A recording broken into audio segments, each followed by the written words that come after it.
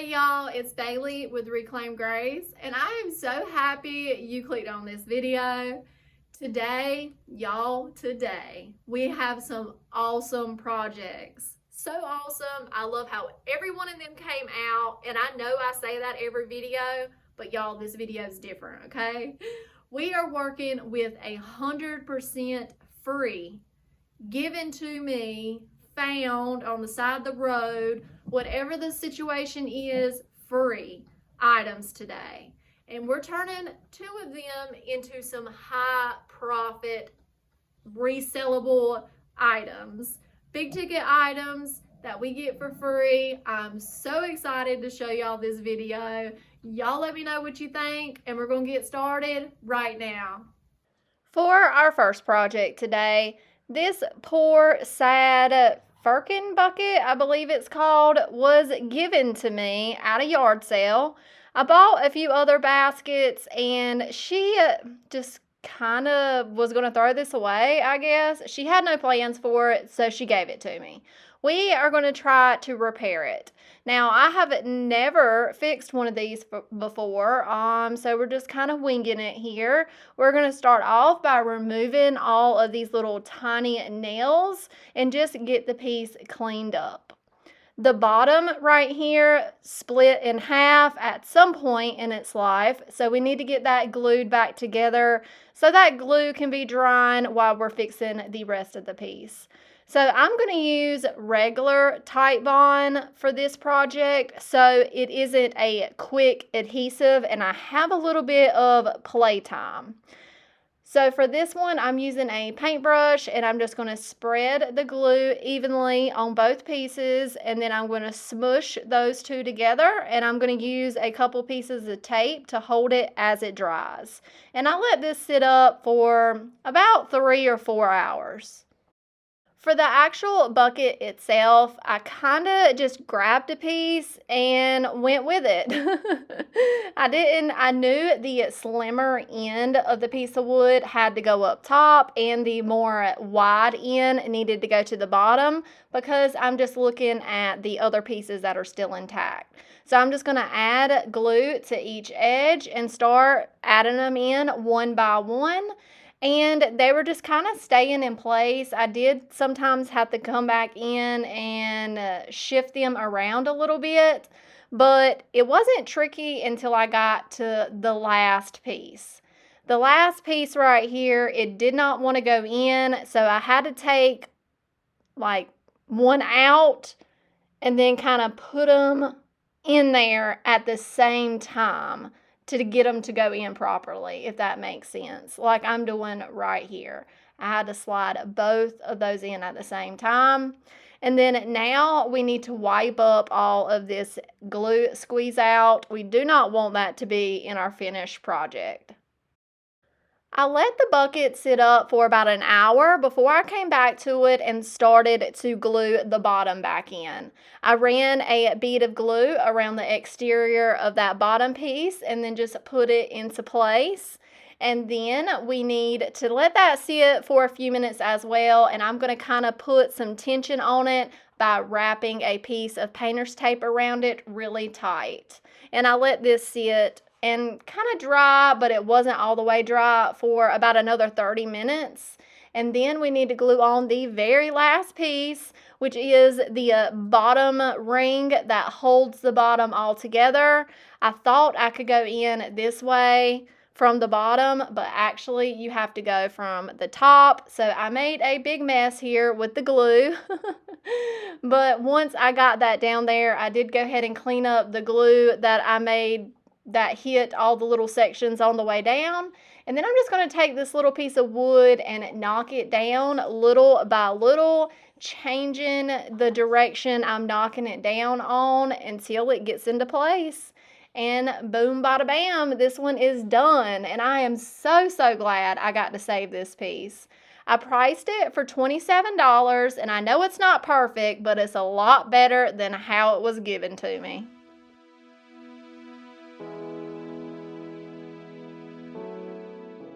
Our next free project, this is a gun cabinet that was given to me from a friend. We were cleaning out a barn and everything in the barn was about to get thrown away. So I grabbed this piece with a few other things and it's ready to be worked on. As you can see, this gun cabinet does have a key and it works. The lock does work properly. It has the gun rack in here, and then it has the little bottom part right here as well. As you can see, this piece is very dusty, spiderwebby, and is pretty gross. But other than just like a few dings, it's in really, really good shape. If I'm on the floor, Ross goes on me. But the piece is really structurally sound, and I just love the size of this cabinet. These little screw covers right here, I have a few missing on some other places, so we're going to be knocking those out. The glass is in really good shape, so we're going to definitely protect that as we're working on it. But yeah, let's get started on this piece. First, we need to remove this gun holder. As you can see, there's some pocket screws right here, but I had a hard time reaching it with just my regular Phillips drill bit. So I'm going to add an extension on and then put my drill bit inside that extension. That just gives me a little bit more wiggle room to get on in this tight spot. And we're just going to unscrew these two screws and then on the other side do the same thing.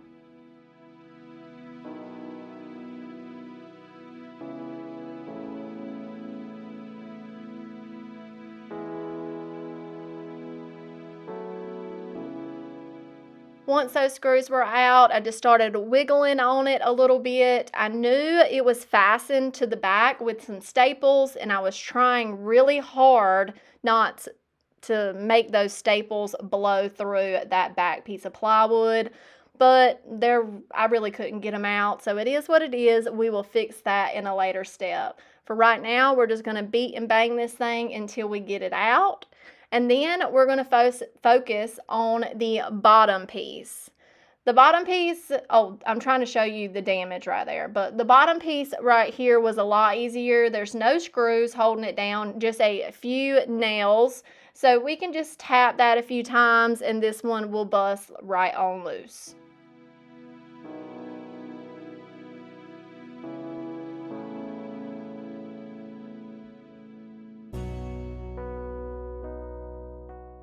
I'm going to pop the remaining screw covers on and then we're going to start measuring for our new shelves that we're going to be putting in here.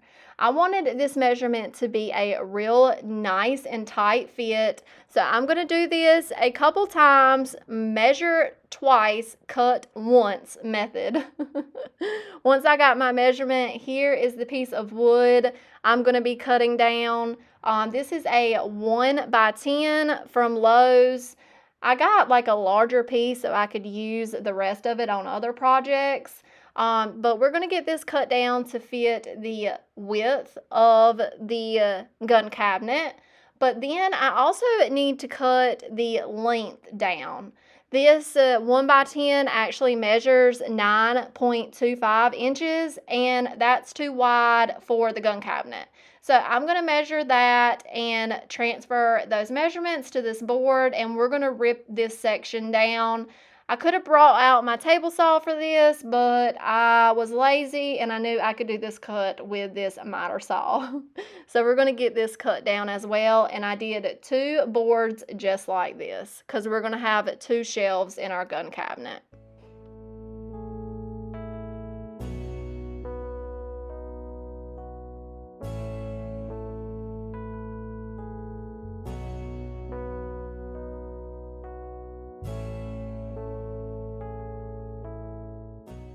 I'm going to give that shelf a real quick test fit just to make sure I don't need to trim anything else off.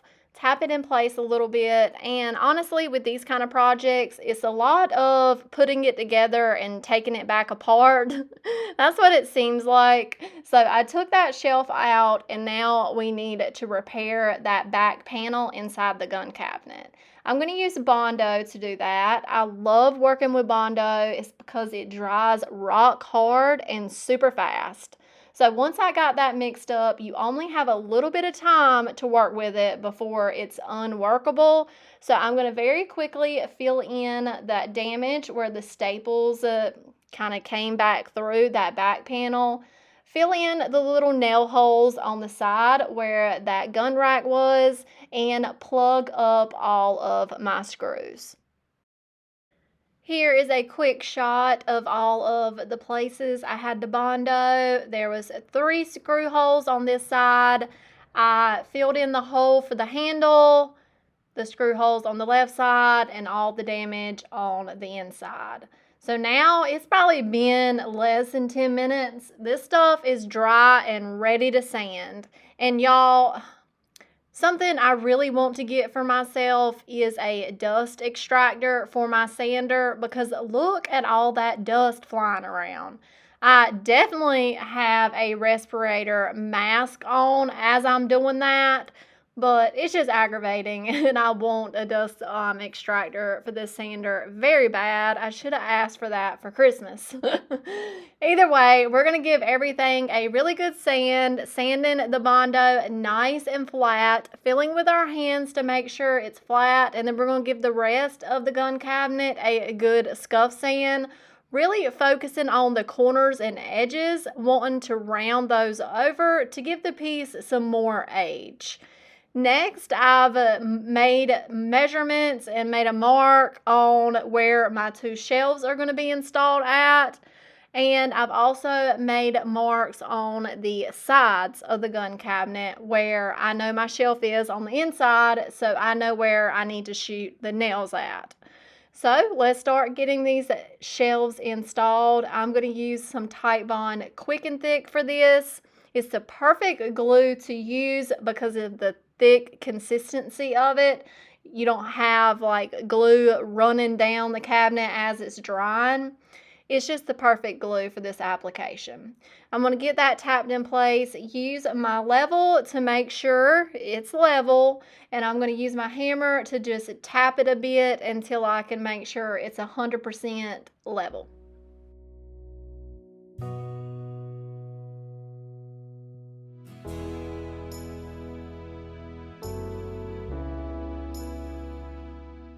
Now I'm going to shoot some nails in right under that line on both sides. I'm going to double check that the nails went where they were supposed to go, and then I did the same thing for this bottom shelf right here. I want to double check and make sure this one is level, and since I really need a smaller level for this job, I'm going to change its position just to double check both directions. Here's a cute shot of Roscoe right here. He is my supervisor, and he thinks I am doing an awesome job. So this part is optional. You could definitely leave the shelves as floating shelves, but I wanted to add a little bit more support to the bottom of the shelves. So here I have a 1x2 piece that I've cut to fit, and I'm going to nail that underneath both of my shelves. And then I also cut to fit 2 more to go on the left and right side. I think this makes the piece look older, because if you look at a lot of older cabinets, this is how they are put together, versus leaving it as a floating shelf. So here's what it's looking like, and I did that for both of them.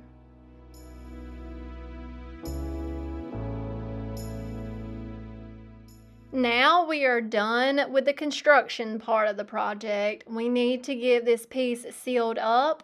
So I'm actually going to use some paint on shellac this time instead of the spray can like I usually use. That spray can is so expensive, and my Lowe's actually had this in stock, so I'm going to give it a try. Plus, you can put it up there a lot thicker. We're going to get this piece sealed up because we have that raw wood, the Bondo areas, and the stain. So we really need to just make those kind of have like a hard candy coating on them. Because we're going to be coming in with milk paint, I'm hoping the shellac will give us some good crackle. I know some of y'all, not many, but some, are probably yelling at the screen right now because yes, I'm going to paint this piece green. I could not get out of my head a project I did a couple months ago of a green cabinet, and it sold in a day. So I'm going with green again. I'm doing my favorite mixture of olive and artichoke, equal parts. As that milk paint is thickening up, I'm going to protect this glass. I'm using some painter's tape here on the outside and the inside.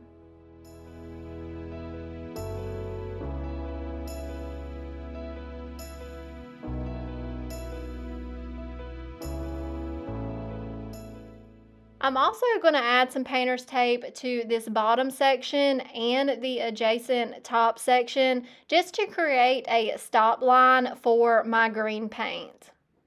Now, of course, I want this piece to be aged and look like it's an antique. So I'm going to come in with my Sweet Pickins beeswax bar and really kind of load this piece down, especially the edges, all the corners, and just some random flat pieces here and there.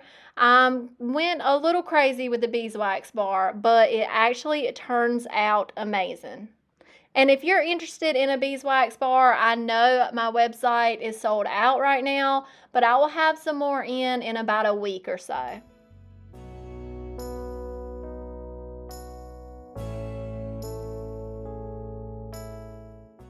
Now let's paint, and y'all look at this green color. There is nothing that beats it in my opinion.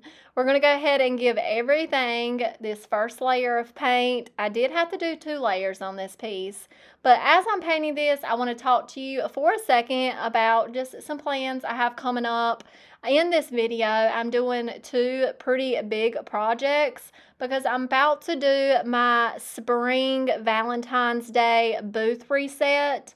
It's a big deal, and I know it's a lot of work, so I'm really trying to focus on pieces that are going to be really good sellers, because if you have a booth, you know January and February are very slow months for the retail season. So I'm trying to be very selective and intentional about what I'm placing in my booth right now. I want everything to look fresh and light feeling, especially coming out of the heavy Christmas season. Here's what we're looking like after that first coat is dry. I'm going to come back in with my second coat now, and the coverage is amazing. It's really, that second coat really grabs on to that first coat. When you're using milk paint, it looks a little scary going on with that first coat, but once you do that second coat, it is 100 times better. Like I said, I went ahead and did 2 full coats on this piece. And now I'm going to start removing the tape, but I am going to leave the tape on the glass for right now.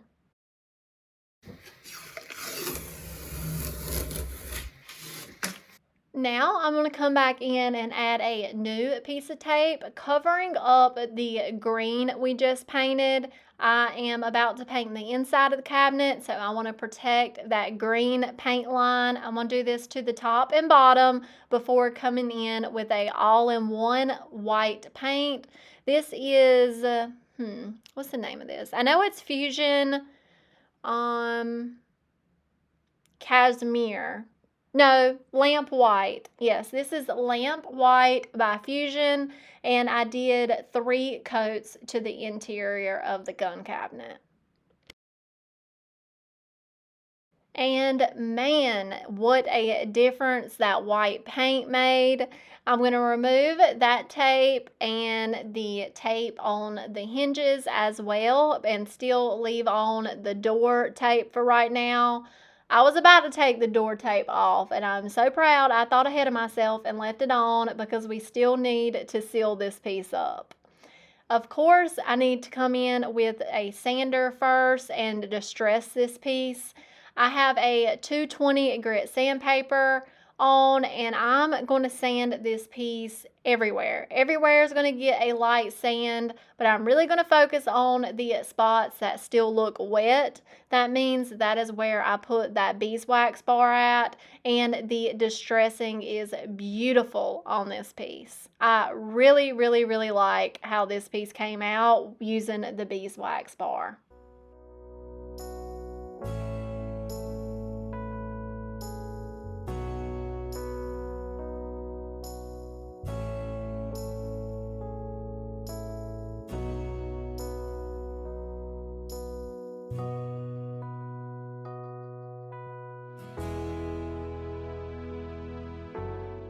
Now let's seal this milk paint up. I'm going to use Fusion's Agent Wax. I love, love, love this Agent Wax over top of this green color.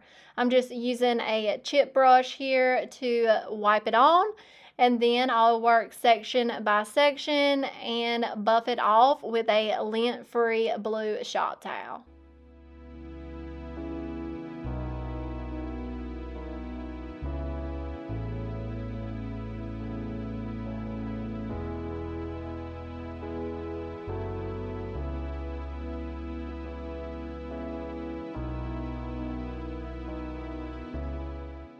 And our last step for this piece, I'm going to add a new handle to it. This is a porcelain knob I've had in my stash for a while. I'm going to get that screwed on, and y'all, this piece is done. Here's a quick reminder of what we started with, because I couldn't even remember. It has came a long, long ways. And here is our finished project. I am just so thrilled with how this piece came out. I absolutely love it. Y'all let me know what y'all think about it. I priced it for $250.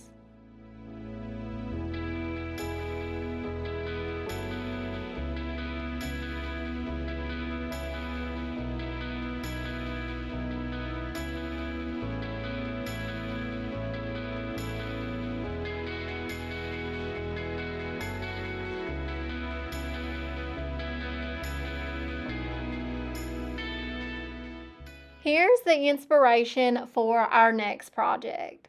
A handmade potting bench situation. I've made a couple of these before. Here I have a free door that was given to me. I have 2 table legs that I've had in my stash for a long time, but they were also given to me, and a tabletop piece and some extra lumber over here. We're going to start kind of planning this thing out. I'm over here on my little sketch pad trying to figure out measurements and come up with a game plan. The woodworking from our last project really had me in the mood to do some more woodworking. I used to do a lot of, how many times am I going to say woodworking? And I kind of gotten out of it, and this was just really fun getting back into. So here I have a tabletop scrap that came from another project, and I have cut some 1x3s with a 45-degree angle cut on the front ends. And I have my tabletop upside down, meaning the top is on the work surface right now and the bottom is facing up. And I'm going to start attaching these 1x3s to the bottom of the tabletop. And we're going to get this piece framed out. I'm using Titebond wood glue here and my brad nailer.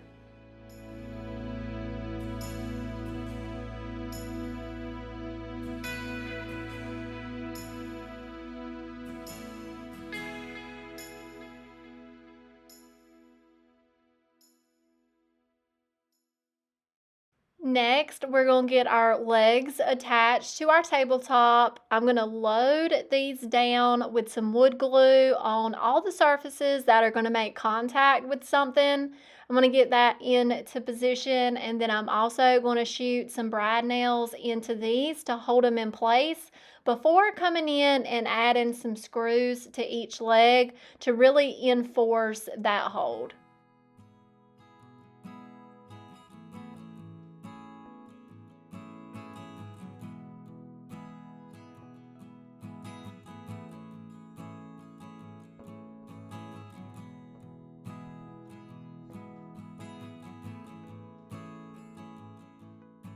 Next, we're going to attach the tabletop and legs to the door.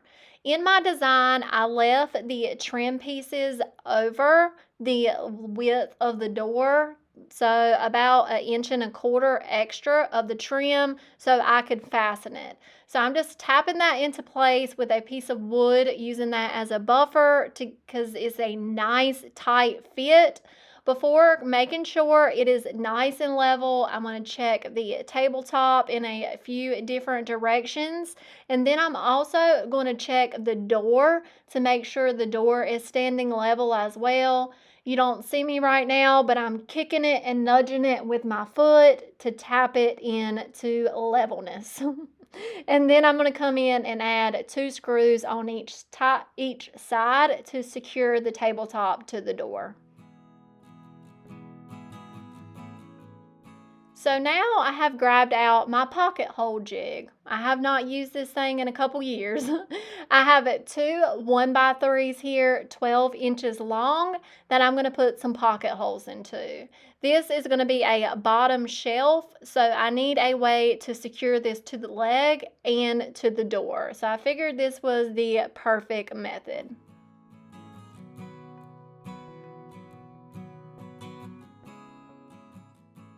Next, let's secure it.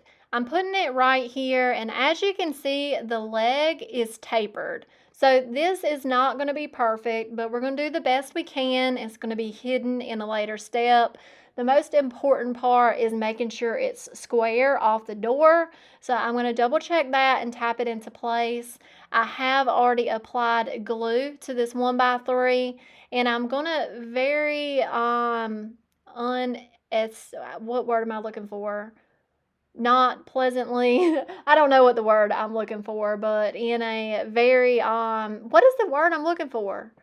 Either way, I'm attaching the screws. It was very aggravating, but I eventually got it.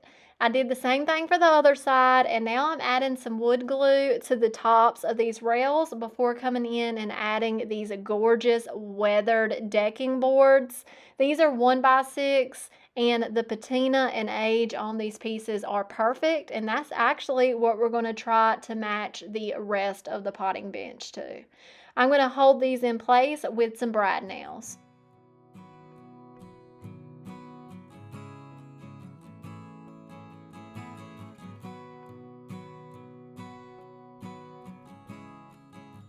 I'm going to be adding some shelves to this upper section of the potting bench. So here I have a 24-inch piece, a 12-inch piece, and another 12-inch piece.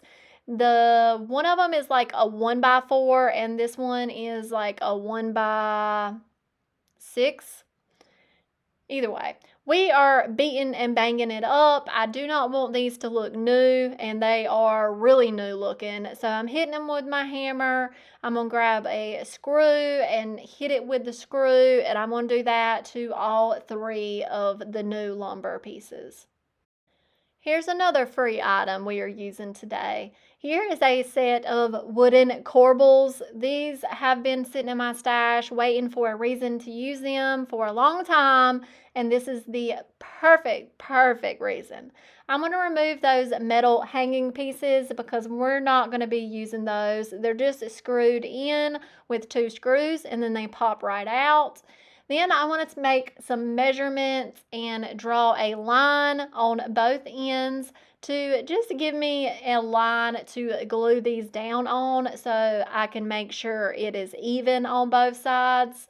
And then I'm going to come in with my Titebond glue and get these glued up on both sides, making sure that back section is completely flush. I'm just using a square to do that. And then I let these sit for about 20 minutes to tack up before rotating them so I could shoot some brad nails up through the top of the shelf into the wooden corbel. I have measured here and made a mark where I want my shelf to go. So I have glue already on the back side of my shelf and the corbels. I'm going to use some clamps here to give me an extra set of hands to hold those into place. And then I made a little bit of adjustment here to make sure it is level again. We have a theme to this video, it seems like. I have never used a level so much. It's crazy. Then on the back side of the door, I'm going to pre-drill some holes and then sink some screws in to the back, through the back of the door into the wooden corbels, and this is going to hold it together perfectly. And here is what that is looking like so far. So it is up there really securely. Here's our screws right there. And then I went ahead and measured up and marked for our next shelf, which is going to be 12 inches long. And then here is our last shelf, another 12-inch long one. So for this one, I didn't have a corbel to use. So I just cut this piece of scrap wood out of a 2x4 in a 45-degree cut to make my own kind of corbel piece. I'm going to glue and nail that in, and then I'm going to add glue to the parts of the shelf that are going to make contact with something, and we're going to sit this into place and nail it in on the top side of the shelf into that handmade corbel. This was a pretty sketchy part, but probably my favorite addition to this potting bench. I'm actually very carefully climbing on top of the table surface so I can get up here to work. I found this piece. It's been in my stash for a long time. It came off of a dresser, and it is going to be the perfect topper to this potting bench. I've already put some glue up here, and I'm sinking some screws through this little wood accent piece into the top of the door. Then I'm going to very carefully climb down. And I'm super proud of myself. This thing was so sturdy, I could climb up on it. When recording a larger project like this, it's hard to get the whole picture of what's going on. So let's take a look at all the work that we have done so far. Here is where we are at. We have our 3 shelves on, our tabletop attached, our legs secure, the bottom shelf is finished, and a wonderful topper to our potting bench. Next, I'm going to come in and give the piece a very light sand. Here, I'm just trying to round over edges, not get a smooth finish. I want this piece to have character. I'm not trying to sand it all away. So I'm just going to focus on rounding, especially those sharp corners, and giving the door especially a scuff sand because it was painted in a high gloss finish. After sanding, I gave the piece a really good wipe down before coming in with my spray shellac. I was about to paint on some shellac, but my lazy gene kicked in and I said, screw it, I am going to spray this piece. But the construction process is done. We need to get this piece sealed up, especially the tabletop and the raw wood areas. This is pine, and I don't really even know what that tabletop is, but I promise you, it's a bleeder.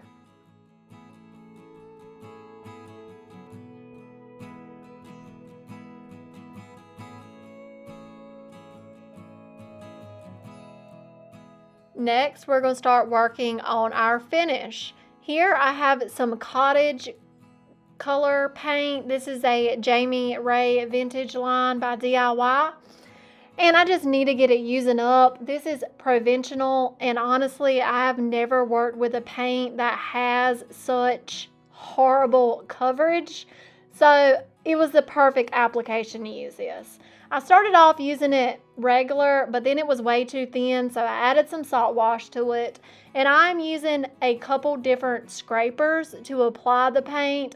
I'm really trying to add layers and texture here. I'm not worried about 100% coverage, but the majority does need to be covered.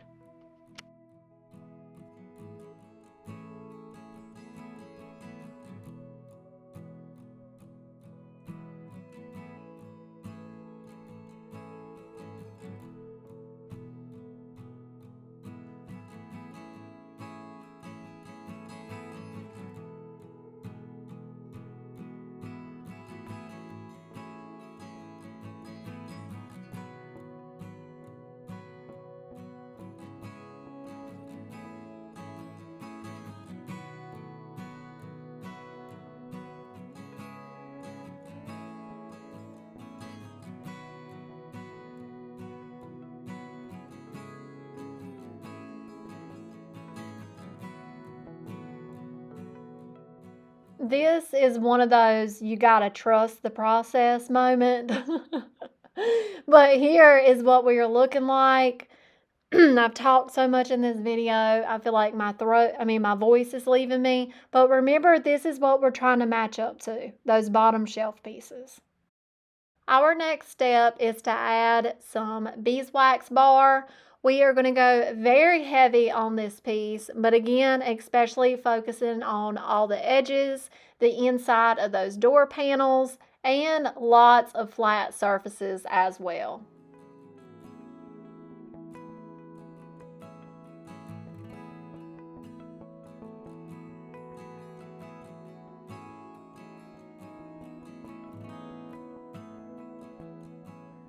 Next, we're going to move on to our next layer. This is Lamp White by Fusion. We're going to start painting this baby up, top to bottom, backside, underneath side. All the sides are going to get a coat of Lamp White paint. I am being extra easy on the pressure I'm using whenever I'm painting because I do not want to disturb the wax we laid down.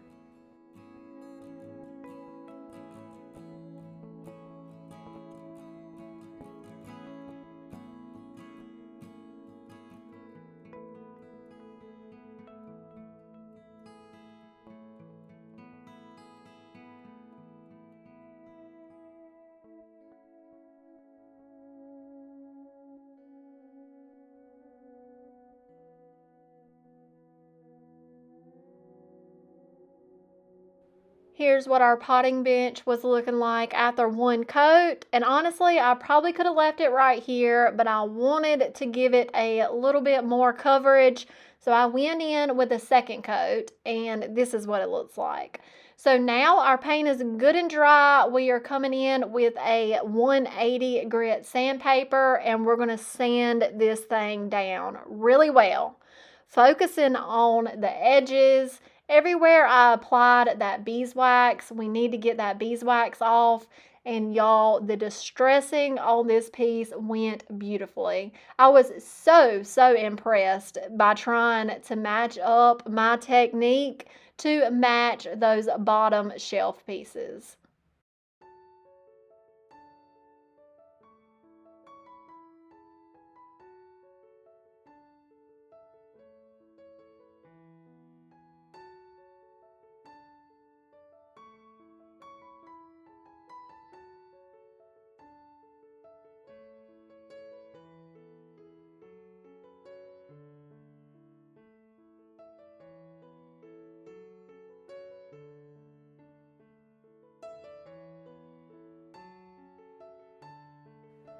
After sanding, I blew off all the sanding dust, and now I'm going to come in with 2 coats of polyacrylic matte. And now we're on to the final details. I'm going to add a hook up top. I added 2 other hooks, but I didn't record those. But I'm pre-drilling a hole here, and we're going to get this hook set in with a couple screws.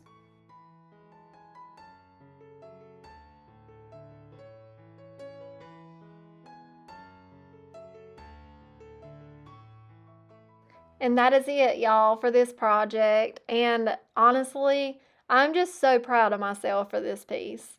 It is absolutely everything I pictured. I am just in love. I love it, love it, love it. I priced it for $250. And if you're curious of how much labor, like hours wise, it took me to do this piece, it was less than 4 hours total. And that is all I have for you today, my friends. I really hope you enjoyed today's projects. I thoroughly enjoyed working on these this week. If you need some milk paint and other products, head over to my website. I will have some more milk paint products coming in shortly, in about a week, so stay tuned for that. And if you got any inspiration from today's video, hit that like button. Definitely leave a comment and consider subscribing if you have not already. Thank y'all for hanging out with me today. I'll talk to you in the comments. Bye.